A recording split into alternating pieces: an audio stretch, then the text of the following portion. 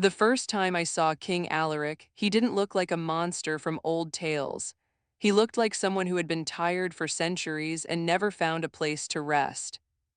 People in our village spoke his name the way they spoke of winter, quietly, as if saying it louder would make it arrive sooner. Fog pressed against the black pines like a secret that refused to leave. My lantern made a small, trembling circle of light as I climbed the narrow road toward the castle, the stones slick with cold. The air smelled of wet earth and iron-rich rain, and somewhere far above, a bell chimed once and stopped, like it regretted being heard. I wasn't supposed to be there. Everyone knew the rules. Don't go near the gates after dusk. Don't look up when the bats scatter. Don't believe the rare kindness you might see in the dark, because kindness from a vampire king had to be a trick. But my mother's medicine pouch was empty, and the healer had shaken his head with the kind of sorrow that still felt like refusal. The herb you need grows only on Alaric's land, he whispered, eyes darting to the window. Silverleaf, it blooms where the ground never warms. So I walked anyway, my boots soaking through, my heart thudding like a second lantern inside my chest.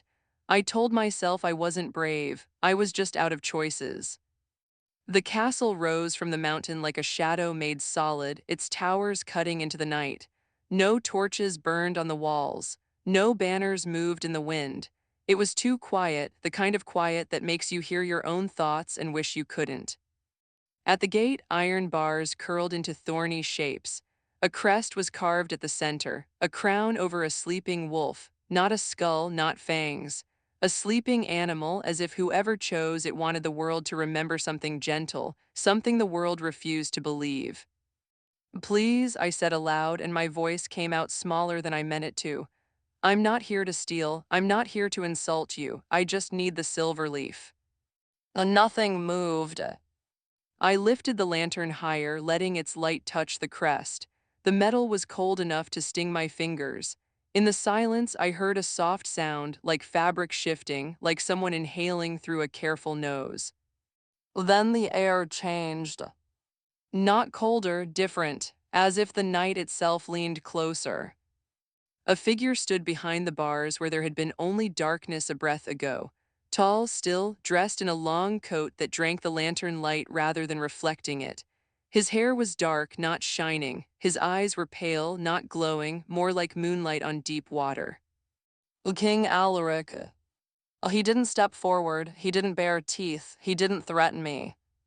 He simply looked at me the way a person might look at a candle during a storm, measuring whether it would survive. I swallowed the taste of fear dry and sharp.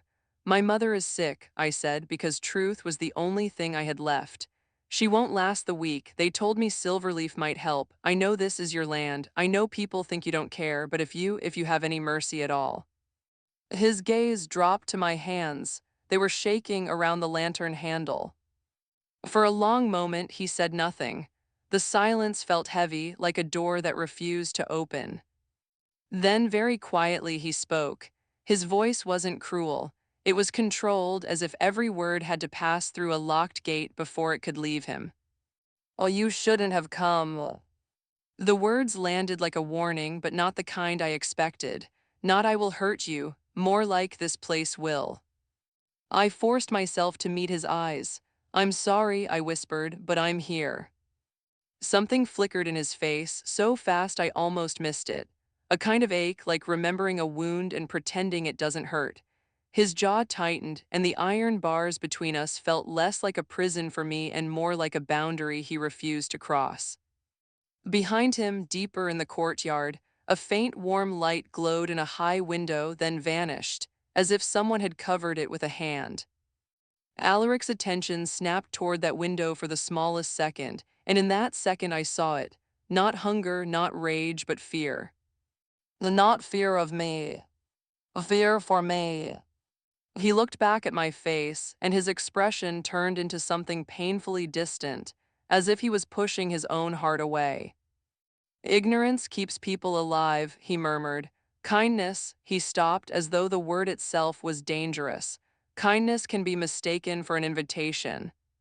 My throat tightened. I'm not inviting you to anything, I said, trying to keep my voice steady. I'm asking for one plant, one chance." The wind moved through the trees, and the pines answered with a low, mournful sigh. My lantern flame wavered, nearly dying, then steadied again, stubborn as a prayer. Alaric stared at the small, fragile light refusing to surrender. His hand lifted slowly toward the bars. He didn't touch me, he didn't even touch the iron. He just hovered there like he was testing the distance between what he was and what he wished he could be. "Your mother," he said, and the way he said it made my chest hurt, like he knew what it meant to watch someone fade, like he had watched it too many times. "Does she still sing?" The question stunned me. It was so human, so specific that for a moment my fear stumbled. Yes," I whispered, "when she thinks I'm asleep." His eyes softened only for an instant, but it was enough to change the whole night. It was enough to make me believe the rumors were incomplete. And that was when I heard it. A second set of footsteps behind him, quick, barely restrained. Alaric's shoulders went rigid. The air sharpened again, not with violence but with urgency, as if the castle itself had been holding its breath and had decided to inhale. He turned his head slightly, not taking his eyes off me. "Do not move," he said, and now his voice carried something I couldn't ignore, an order wrapped around concern. A shadow slid into the edge of my lantern light inside the courtyard, and a whisper, cold and amused, curled through the bars. "Well, Your Majesty," the whisper said, "you've brought a guest."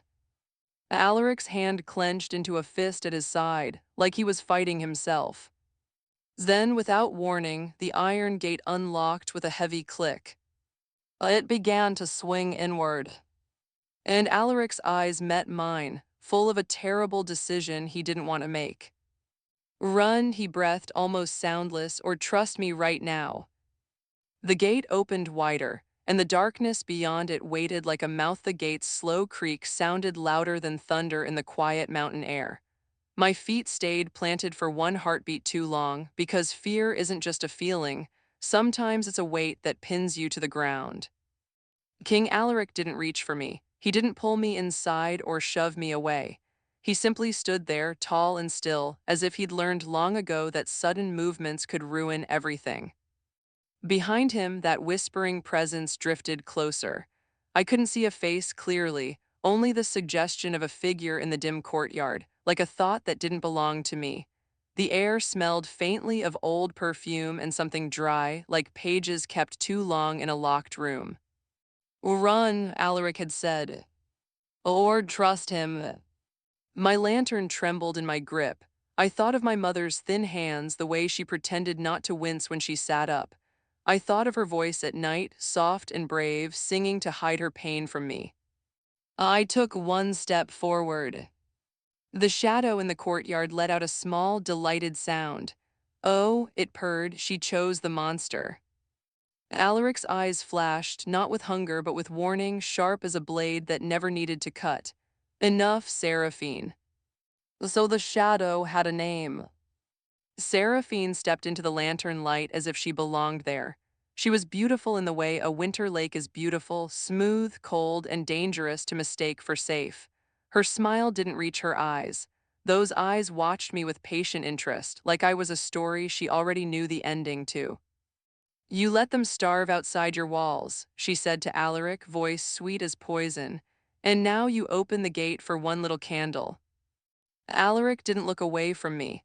"Go," he said again, but softer, like he was begging me not to make him choose wrong. I couldn't, not with my mother waiting, not with the Silverleaf somewhere in this cursed, silent place. "I'm not here for your castle," I said, surprised by how steady my voice sounded. "I'm here for a plant." Seraphine laughed quietly. Listen to her, as if the king keeps a garden, as if he grows hope. Something in Alaric's face tightened at that word, hope. For a second, he looked older than the stones around him, like he'd worn hope once and watched it burn. Then he moved. It wasn't fast like a strike. It was controlled, deliberate, almost gentle. He stepped between me and Seraphine, blocking her view with his body as if he could shield me from attention itself. The silverleaf grows near the north wall, he said, eyes still on mine. In the shade of the dead fountain, take only what you need. The Saraphene's smile thinned. You're giving her directions. Alaric's voice lowered. I am removing a problem. Saraphene's gaze slid around him and landed on me again. Do you know what you're doing, little candle? Once you step inside a king's gate, the world loves to decide your story for you. Villagers will call you cursed. They will blame you for every misfortune because it's easier than facing their own fear. I felt the truth of that like a cold hand on my spine. Even if I returned with Silverleaf, people would look at me differently. They would whisper. They might stop letting their children stand near me at the well. But my mother would be breathing. I can live with whispers, I said, though my throat tightened. I can't live with her dying. Alaric's shoulders dipped the smallest amount, like he'd been holding tension for years and finally allowed himself a single breath. He stepped aside, not fully, but enough. The courtyard swallowed my lantern light as I crossed the threshold. The air inside felt strangely still, like the castle had its own weather. My footsteps sounded too loud on the stone. Somewhere high above, something fluttered, wings maybe, but the sound faded before I could look. Alaric walked beside me at a careful distance, not close enough to feel like a threat, not far enough to abandon me. That alone was unsettling in a way I didn't understand. Monsters in stories either chased you or ignored you. They didn't escort you. Saraphene followed a few paces behind, humming a tune that made my skin prickle. It was almost the same melody my mother sang at night, except twisted, like someone had taken a lullaby and taught it to mean something else. We passed tall windows veiled in dark curtains. Candle holders lined the walls, empty and clean. Nothing looked broken or violent. Everything looked maintained, quietly, obsessively, like a man trying to keep order in a life that refused to be forgiven. At the center of the courtyard stood the dead fountain Alaric had mentioned. Its stone bowl was dry, carved with lilies that had never known water. Around it, pale leaves clustered close to the ground, silverleaf, shimmering faintly as if the moon had fallen and scattered itself into plants. Relief surged so hard my eyes stung. I crouched, careful, remembering the healer's instructions. Take only what you need. Leave the roots. Don't be greedy with mercy.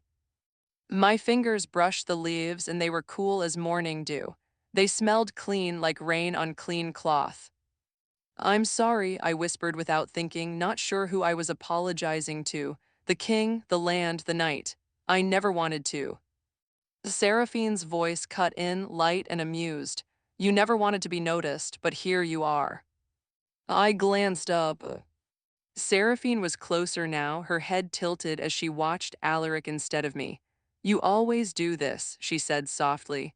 You pretend you're above it all, you play the merciful king. You let one human walk away with hope and you tell yourself it proves you still have a soul. Alaric's eyes hardened. Do not speak of what you don't understand. Oh, I understand, she replied, and her words slipped into the air like smoke. I understand that you are starving, Alaric, not for blood, for something far worse. His hand flexed at his side. In the lantern light, I saw the smallest tremor in his fingers, like a man holding a door shut against a storm. What is she talking about? I asked, my voice suddenly thin. Alaric's gaze snapped to mine, too intense, too quick. Keep gathering, he said, and the way he said it made my stomach drop. It wasn't just an instruction, it was protection. Saraphene leaned in, smiling as if she'd been waiting for that question. He doesn't feed the way the stories say, she murmured. He feeds on guilt. The courtyard felt colder. Alaric's expression didn't change, but something behind his eyes did, something wounded and ancient. He took a step toward Saraphene, his voice low enough to vibrate in my chest. Leave, he said. Saraphene didn't move. Or what? You'll finally become what they already believe you are. My hands shook as I finished tying the silverleaf into the cloth pouch I'd brought. I stood, clutching it like a heartbeat. Alaric turned to me, and for the first time he looked openly afraid. Not of Saraphene, not of the village, of what might happen if I stayed in the middle of their invisible war. You have what you came for, he said. Now go back, don't look behind you, don't speak of this place, not even to your mother. The words hit harder than I expected. Not even to my mother, the one person I told everything, the one person who would ask why my hands were shaking. But I started. Alaric's voice softened suddenly, and the softness was almost unbearable. If you tell her, she will thank me, he said, and if she thanks me, you will come back. I stared at him, confused. Why would I come back? Because you'll believe in me, his eyes seemed to say. Because you'll see me as human. Because that is how the night steals people, not with fangs, but with gratitude. Saraphene's laughter was quiet and triumphant. Hear that little candle, he's afraid of your kindness. I looked from Saraphene to Alaric, and in that instant I understood something that made my throat burn. Alaric wasn't ignoring humans because he despised them. He was ignoring them because every time he cared, it cost him something he couldn't afford to lose. Alaric reached into his coat and pulled out a small object wrapped in dark cloth. He held it out to me without stepping closer. A coin, he said. Old, take it. If the roads flood, the ferryman will refuse you unless you pay in silver. I stared at the bundle, stunned by the practical mercy of it. Why are you helping me? His jaw clenched. His eyes dropped just briefly as if looking at me was dangerous. Because someone once didn't help her, he said, voice rough around the edges of a memory. And I have spent a long time regretting it. The Saraphene's smile vanished. Alaric, she warned, suddenly sharp. The air shifted again. Not just tension, something heavier, like the castle had decided to listen. From somewhere beyond the courtyard walls, a bell began to ring. Slow, deep, wrong like it wasn't meant for human ears. Alaric's head lifted, and the color drained from his face. Impossible, he whispered. What is it? I asked, clutching the Silverleaf pouch and the wrapped coin. Saraphene stepped back, her composure cracking for the first time. That bell, she breathed, and the fear in her voice made my skin go numb. That means the vault has opened. Alaric's eyes locked onto mine, urgent and raw. You need to leave, he said, no softness now, only truth. If you stay when what's coming arrives, your kindness won't save you, it will mark you. The bell rang again, closer somehow, as if the sound itself was walking toward us. Then a cold wind surged through the courtyard and snuffed my lantern out in a single breath, plunging us into darkness. In that darkness, I felt a hand close around my wrist, firm, not hurting, guiding me. And Alaric's voice, right beside my ear, broke into something that sounded like a plea. Don't be afraid of me, he whispered. Be afraid of what I've been protecting you from. The bell rang a third time, and something unseen shifted behind the walls, like a door opening inside the mountain. I couldn't see Alaric's face anymore, but I could feel him pulling me toward the gate as the castle itself began to wake darkness, turn the courtyard into a place without edges. The bell's low pulse seemed to travel through the stone and into my ribs, as if the castle wanted my heart to beat in its rhythm. Alaric's hand stayed on my wrist, steady and firm, guiding me forward. He moved like someone who knew every crack in the ground by memory, like he'd walked these paths 1,000 nights with the lights out on purpose. I stumbled once, and he caught me without pulling me close, keeping a careful distance even in the dark. Keep your breathing slow, he murmured. If you panic, you'll make it harder for me. Harder for him to do what? Protect me, control himself. I didn't know which fear was worse. Another gust rushed through the courtyard, and the air changed again. Not colder this time, emptier, like the warmth had been taken out of the world. My lantern was dead in my hand, and the silver coin felt suddenly heavy in my pocket, as if it carried a promise I didn't understand. Alaric, I whispered, fighting the urge to yank my arm free. What is the vault? His grip tightened for a fraction of a second, then loosened. A mistake, he said. A place where old oaths were buried instead of broken. Saraphene's footsteps scraped behind us, uneven now, her earlier confidence gone. You shouldn't have brought her inside, she hissed. You know what wakes when that bell rings. You rang it, Alaric snapped, and for the first time his composure cracked. The calm in his voice split, showing something sharp underneath, not rage, but terror held on a leash. I didn't, Saraphene said quickly, too quickly. I swear it wasn't me. The gate should have been ahead. I could almost picture it, the iron crest, the sleeping wolf. But the darkness felt thicker, as if the castle had turned itself sideways and we were walking in a dream. Then faintly, a line of light appeared on the stone, thin as a thread. It spilled from beneath a door I hadn't noticed before. A door set into the inner wall, half hidden behind a curtain of climbing ivy. Alaric stopped so suddenly, I nearly collided with him. No, he whispered, like a prayer he didn't believe in. The light under the door flickered once, twice, as if something on the other side was breathing. Saraphene came up beside us, and even in the dark I could hear the change in her voice. It's open, she said, almost reverent. After all this time. Alaric turned his head toward me. I couldn't see his eyes, but I felt them. Listen to me, he said, each word measured, forced into steadiness. If anything speaks to you, you do not answer. If anything promises you what you want most, you do not believe it. My throat tightened. My mother, I whispered, the thought popping out like a bruise touched too hard.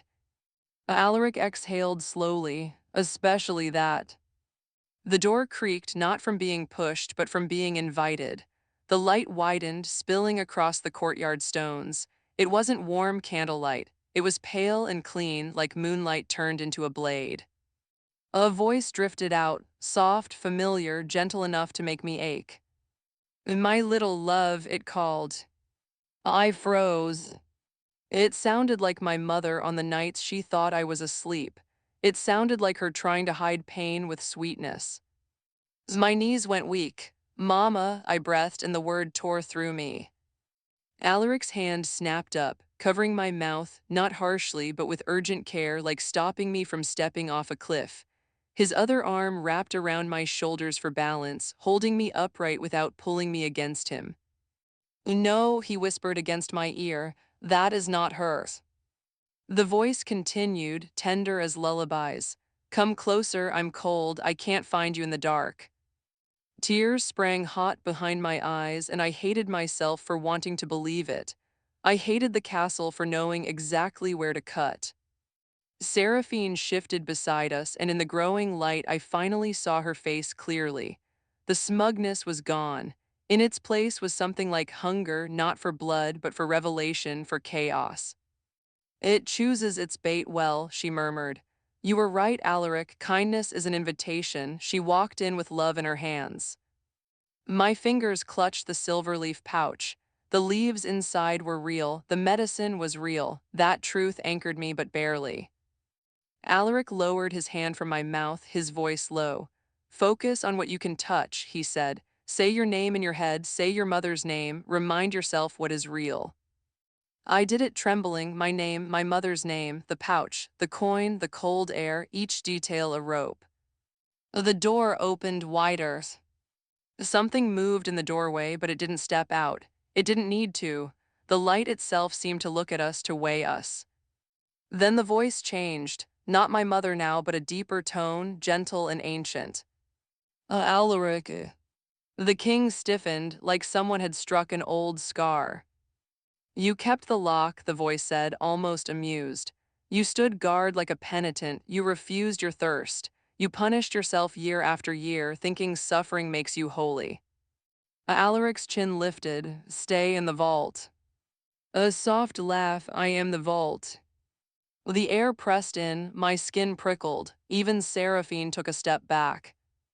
You want her to leave, the voice continued, calm as a priest. Because she is tender.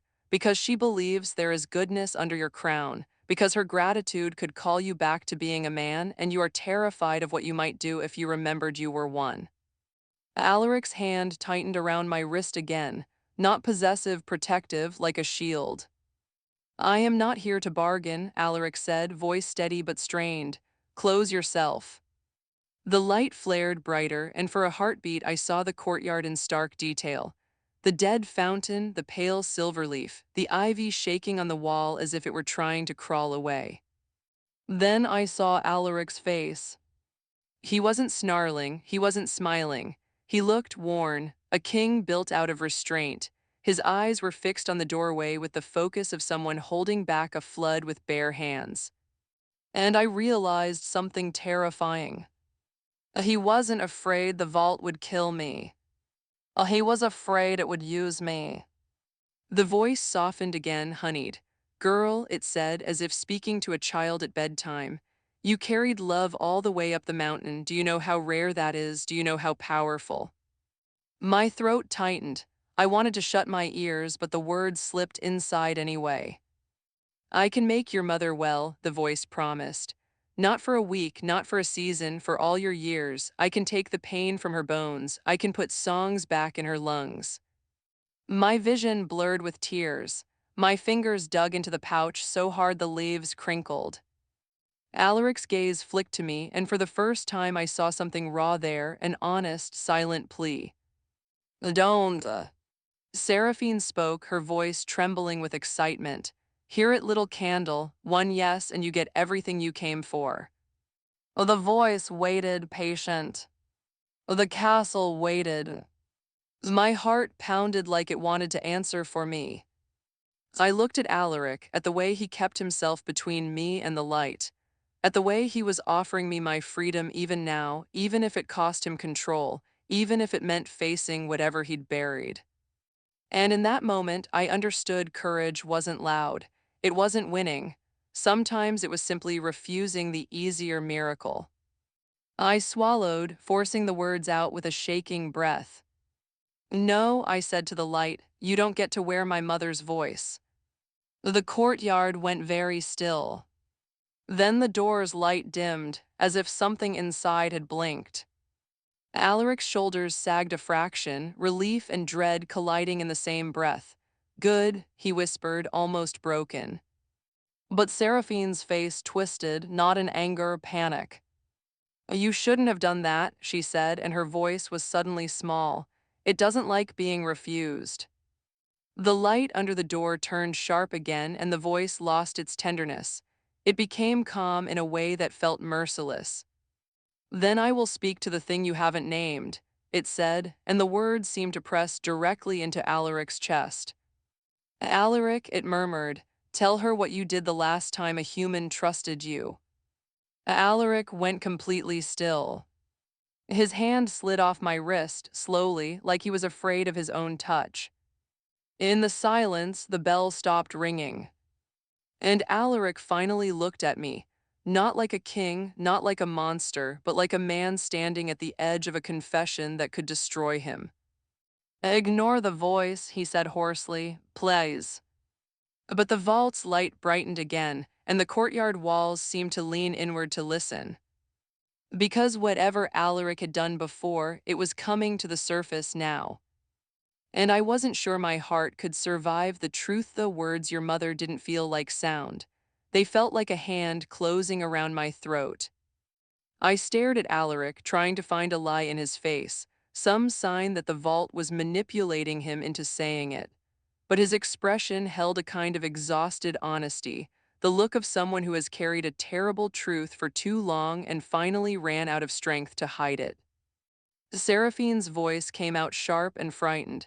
It can't reach beyond these walls, that's why you built them, that's why you stayed. Alaric didn't take his eyes off the vault's widening seam. It reaches through vows, he said quietly, through names spoken with love, through promises made in fear. My hands tightened around the silverleaf pouch until the leaves crackled. The medicine suddenly felt small compared to what was opening in front of us.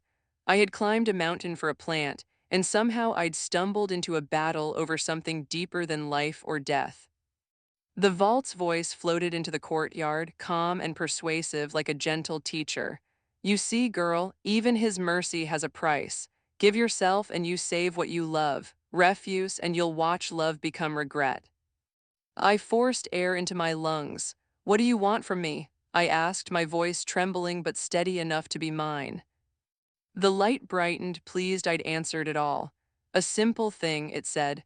A willing step, a surrendered hope. Let your kindness belong to me, and I will stop pressing at the world beyond these stones. Seraphine laughed once, a dry, brittle sound. It wants a key, she muttered, a human heart that chooses it. Alaric turned to me, and the moonlight in his eyes looked like grief trapped behind glass. It's telling you the truth, he said. If you walk into that door willingly, it will quiet. It will stop hunting for openings. He swallowed hard, as if each word scraped his throat. And it will take something from you that you won't know is missing until years later. I felt tears gather, hot and humiliating. Then why would anyone ever do it? Alaric's voice softened. Because love makes you brave, he said, and the vault learned how to use bravery against people. The seam of light widened again. The ivy trembled as if it wanted to tear itself from the wall and flee. A deeper sound followed, stones shifting, old mechanisms waking. Then the vault spoke, and this time it didn't sound like a judge. It sounded like my mother again, so perfectly that the world tilted. My little love, it whispered. You found the Silverleaf. You always take care of me. Come here, let me hold you. My knees buckled. For one awful heartbeat, I was back in our cottage, smelling warm bread and smoke, hearing her fragile humming. My heart tried to run toward that voice even while my mind screamed no. Alaric caught my elbow, lightly, careful not to pull me too close. Look at me, he said, urgent. I did, blinking through tears. Say something true, he whispered, something it can't steal. My lips trembled. I searched my mind like a person searching for a match in rain. My voice cracked. I am here because I love her. The vault purred, pleased. Yes. Alaric shook his head, fierce and quiet. Not that, that's what it feeds on. My chest heaved. I forced my mind away from the voice, away from my mother's imagined arms. I am here, I said, and this time I felt the words lock into place because I chose to walk. I chose to face the dark, and I choose what I do next. The courtyard went still, like a predator pausing. Seraphine's eyes widened. She looked at Alaric as if she'd never seen him truly cornered before. You taught her, she whispered, almost accusing. Alaric didn't look proud. He looked terrified because the vault had heard me claim choice, and choice was its enemy. The light flared and the voice lost its softness. Then choose, it said, cold and patient, your mother's breath or his peace. I turned toward Alaric. He stood like a man bracing for a blow. And you said if you refuse, it will come for her, I whispered. How? Alaric's gaze dropped to the silver coin he'd given me.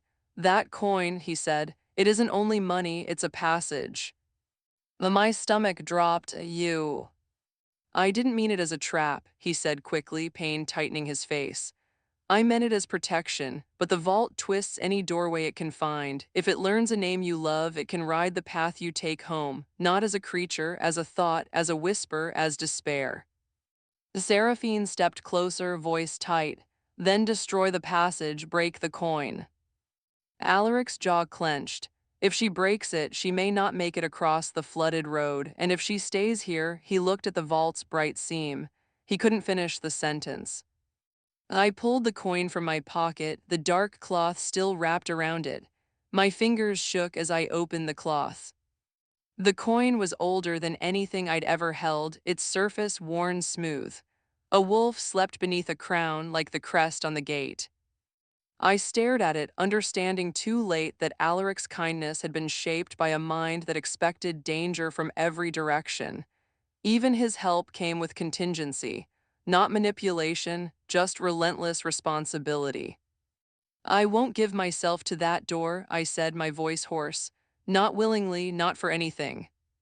The vault's light pulsed, angry now. Then you condemn her.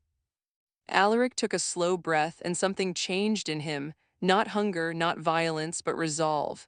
The kind that comes when fear no longer gets to decide. No, he said to the vault, voice quiet and absolute. I do. The Seraphine recoiled. Alaric, don't. He lifted his chin, eyes fixed on the seam. I kept you locked by staying alone, he said. By starving every human bond into silence, I thought solitude was virtue. His voice shook once, then steadied. But you didn't weaken, you waited. The vault's voice turned almost curious. And what will you do now, penitent king? Alaric looked at me. His gaze was steady, and in it I felt his hidden compassion like warmth under winter ice. I will make a different vow, he said, not one made of fear. He reached out, not to grab me, not to claim me. He held his hand open, palm up, asking. If you leave tonight, he said, it may follow your path. If you stay, it will press harder. Either way, it wants you to choose in panic. He swallowed. So we will choose in clarity. He nodded toward the silverleaf pouch. You will take the herb to your mother at first light. You will not travel alone. My breath caught. Who? I will, he said. The Saraphene stared at him as if he'd spoken blasphemy. You can't walk into the village. I can, Alaric said, voice low, and I should have a long time ago. The vault laughed, bright and cruel. So noble, you will be chased, feared, you will lose control. Alaric didn't look away. Then I will ask for help instead of pretending I don't need it. For a heartbeat, the courtyard felt different. The castle's silence shifted from oppression to attention, like it was hearing a new kind of truth for the first time. Seraphine's mouth opened, then closed. Something in her eyes flickered, pain and jealousy, and a buried longing to be more than a shadow. You'll die, she whispered, but there was no triumph in it now, only fear. Alaric shook his head once. I will live, he said, even if living means being seen. He looked at me again. Can you do one thing for me? He asked softly. What? My voice broke. Trust your own courage, he said, not my restraint. I nodded, tears slipping down my cheeks. Alaric reached into his coat and drew out a small key, black as night, on a thin chain. He held it toward Saraphene, not me. Her eyes snapped to it. No. Yes, Alaric said. You wanted power, you wanted me to break. If you still want to be part of this castle, then be part of fixing what you helped guard. The Seraphine's hands trembled. What is that key? The lock inside the vault, Alaric replied. The one I was too afraid to touch. The vault's light surged, and the air seemed to press outward as if it could shove us back by force of certainty. You cannot lock what you are, it said, voice turning deep and terrible. I am the hunger for peace. I am the wish that pain would stop. You cannot imprison a wish. Alaric's face tightened. Then I won't imprison you, he said. I will name you. The words hit the courtyard like a bell of their own. He stepped closer to the seam, and the light poured over him, turning him pale and almost human, as if the castle were finally letting him be seen. Oh, you are not mercy, he said. You are escape. The vault hissed, the sound of a promise losing its disguise. Alaric continued, voice gaining strength. You are the lie that suffering has to be paid for with surrender. You are the parasite that uses love to make slaves. Saraphene stared at him, shaking. The key trembled in her hand as she finally took it like it burned. The seam of light shuddered. For the first time, it looked unstable. Alaric didn't look back at me. He didn't need to. His voice carried the message, go when I tell you, do not hesitate. He raised his hand toward the doorway, not touching it, just holding his palm out like he was pushing against a storm. Now, he said, voice like iron wrapped in prayer, run to the gate. I turned, clutching the silverleaf and the cloth-wrapped coin. My legs moved before my fear could argue. The courtyard stones blurred beneath my feet. Behind me, the light roared brighter and Saraphene screamed, not in pain, but in fury and terror, as if something inside her had finally chosen a side. Turn the key, Alaric shouted. I can't, Saraphene cried. You can, Alaric snapped, and his voice broke through everything. Be more than what it made you. The gate was ahead, black iron, the sleeping wolf crest barely visible. I threw myself at it, fumbling for the latch. My fingers were clumsy with panic. Then behind me, Alaric's voice dropped into something softer, almost tender, like he was speaking to the night itself. Alina, he whispered, I am sorry. The vault's light screamed in silence, a blinding flare that turned my tears into white sparks. And then a click, a sound like a lock turning. The brightness snapped inward, collapsing like a breath held too long. The ivy fell limp against the wall. The courtyard's shadows returned to normal as if the world had been unbent. I stood frozen at the open gate, heart pounding, and looked back. Alaric was on one knee, one hand braced on the stone, breathing hard as if he'd been carrying the whole castle on his back. Saraphene stood shaking near the ivy, the key dangling from her fingers, her face pale and stunned. The vault seam was gone. But Alaric's eyes were lifted to me, and they were full of urgency again because the danger hadn't ended. It had only changed shape. Go, he said, hoarse. Before dawn, before anyone sees you leave and decides what you must be. I stumbled out into the fog, the mountain air hitting my lungs like cold water. Behind me, the gate swung shut with a heavy final sound. And I realized I wasn't running away anymore. I was running toward a morning I had to fight for. The road down the mountain felt longer than it had on the way up. Fog tangled in the trees, and every time my boots slid on wet stone, my heart lurched, imagining shadows behind me. But no whisper followed. No borrowed voice. Just the steady hush of wind through pine needles, and the thin, stubborn weight of the silverleaf at my chest. When the first gray of dawn softened the sky, I reached the flooded stretch of road where the river had spilled over its banks. Water rushed fast and dark, carrying branches like broken bones of trees. The small ferry waited on the far side, its rope line slack, the ferryman a hunched silhouette under a hood. I pulled out the coin with shaking fingers. The wolf beneath the crown looked different in daylight. Less like a warning, more like a promise that something fierce could also sleep. I held it up and the ferryman's head snapped toward me. He didn't ask questions, he didn't demand a story. He only reached out, took the coin, and nodded once. When I stepped into the ferry, the wood creaked under my weight. The river sprayed cold onto my cheeks. I kept my eyes on the opposite bank, trying not to think about how easily a person could fall and vanish. Halfway across, I felt it, something like a pressure behind my eyes, a soft suggestion. To tell him thank you, the thought whispered, sweet and harmless. Go back just once. Gratitude is only manners, isn't it? My stomach clenched. It wasn't my thought. I gripped the ferry's side until my fingers ached. No, I said aloud into the wind. My gratitude is mine. The pressure sharpened, then faded, as if it had hit a wall. I didn't realize I was crying until the ferryman glanced at me with something like pity. He said nothing. He just kept pulling the rope, steady, patient, as if he'd carried many trembling people across many impossible waters. On the far bank, the village road was muddy and alive with morning sounds. Distant roosters, a barking dog, the faint clatter of a bucket. Ordinary life, precious life. When I reached our cottage, I pushed the door open so fast it banged against the wall. My mother was sitting up. She looked smaller than she had when I'd left, cheeks pale, but her eyes lifted to me, clear and startled. Where have you been? She rasped, trying to sound stern and failing. I crossed the room in 2 steps and knelt beside her bed. My hands shook as I opened the pouch.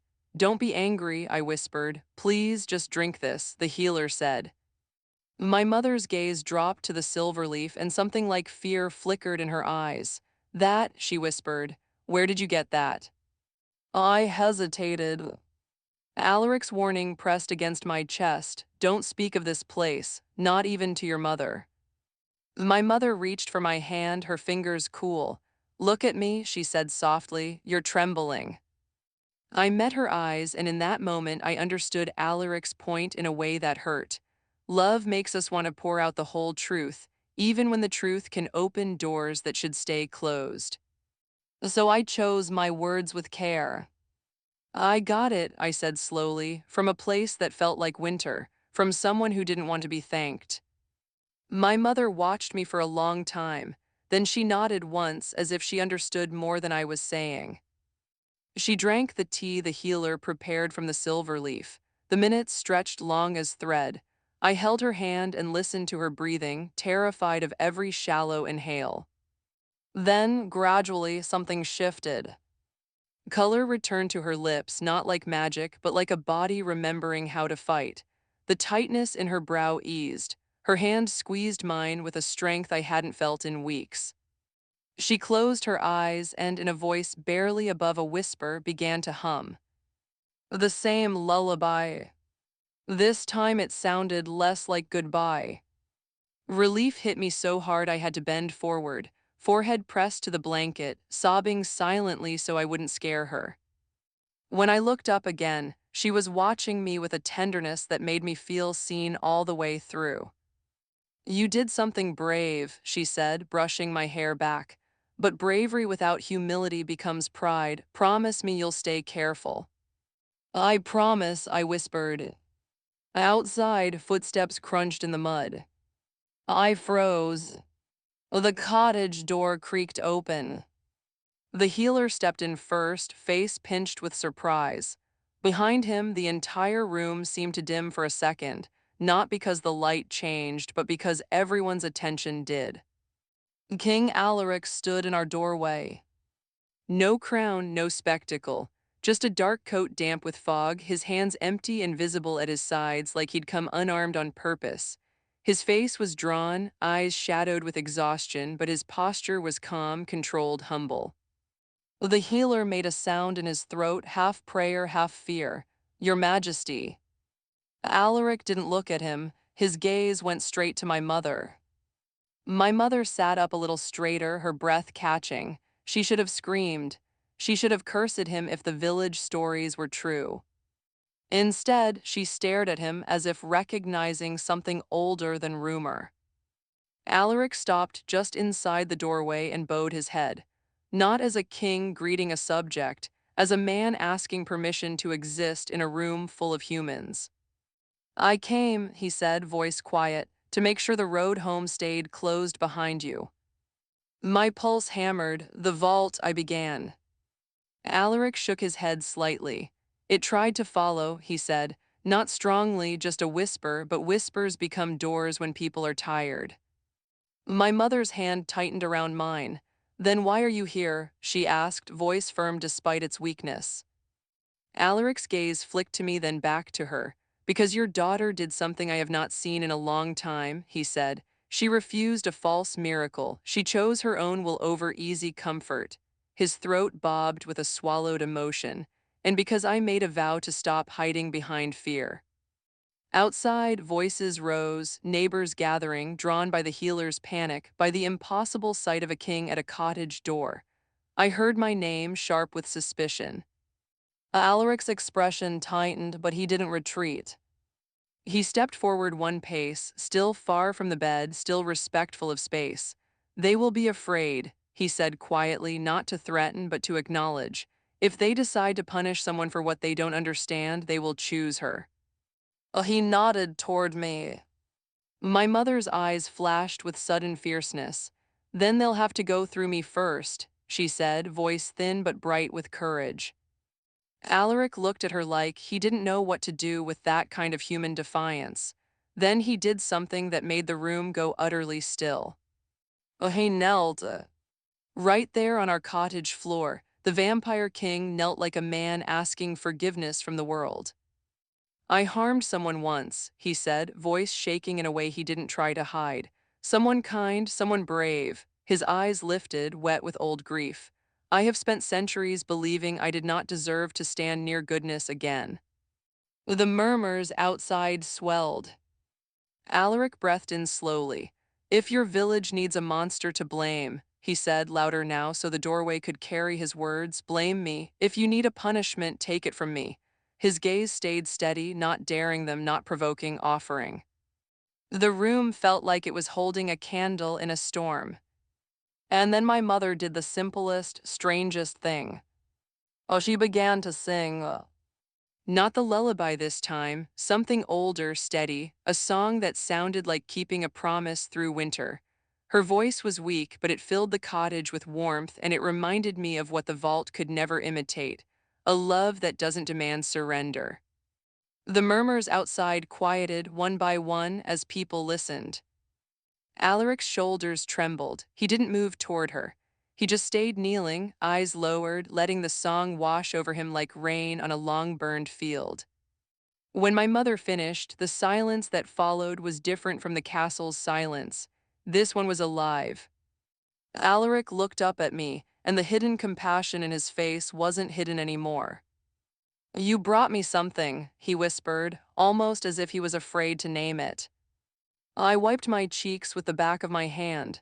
"I didn't bring it," I said softly. "You chose it." Outside, a man's voice called, shaken and uncertain. "King Alaric, is it true she's healed?" The healer stepped forward, still trembling, and checked my mother's pulse. His eyes widened. "She's improving," he breathed. "By the saints, she's improving." The villagers shifted, fear tangling with hope, and hope is a dangerous thing when people have lived too long without it. Alaric rose slowly to his feet. He didn't smile. He didn't claim victory. He simply faced the doorway, letting the morning light touch him, letting himself be seen. "I will not rule you with terror," he said, voice calm. "If you choose to hate me honestly. But do not punish a girl for her courage. Do not punish a mother for surviving." A long pause. Then, from somewhere in the crowd, an older woman spoke, quiet, stubborn. "She went up that mountain for her mama," she said. "That's not a curse, that's love." Another voice, softer, "And he came down." The words rippled through the air. Not forgiveness, not yet, but something else, an opening that wasn't the vault. A beginning. I looked at Alaric and understood the real twist of this night. The Vampire King hadn't ignored me because I was insignificant. He'd ignored me because he was trying to save me from the part of him that wanted to be saved. And now, standing in the doorway of a human home, in the fragile light of a new day, he was finally choosing humility over hiding. Alaric met my eyes, and in them I saw a question he didn't dare ask out loud. "Not will you come back, but will you let me try to be better where people can see?" I didn't answer with words. I stepped forward and stood beside him at the doorway, facing the village with him, shoulder to shoulder but not touching, as if we were both learning the shape of courage at the same time. Behind us, my mother's steady breathing filled the room like a blessing. And far away, deep under the mountain, something quiet and sour shifted, frustrated, not gone, but held. Because the vault had lost its favorite weapon. It had lost the lie that kindness is weakness. The morning wind moved through the village, and for the first time it didn't feel like fear. It felt like change.